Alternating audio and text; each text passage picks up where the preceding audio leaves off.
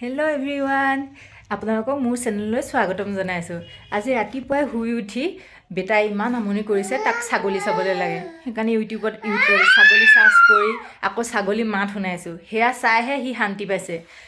তাৰ পাছতে এয়া মোৰ লগত ধুনীয়াকৈ এয়া বহি আছে আমাৰ কিউট বেটা। হাই কৈ দিয়ক, হাই কৈ দিয়ক, হাই কৈ দিয়ক। কি খাইছা তুমি? তুমি কি খাইছা কৈ দিয়ক? কি খাইছা? কৈ দিয়া আকৌ, কৈ দিওঁ তুমি কি খাইছা?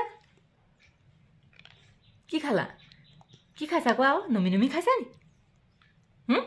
কৈ দিয়া, নমি নমি খাইছা নি?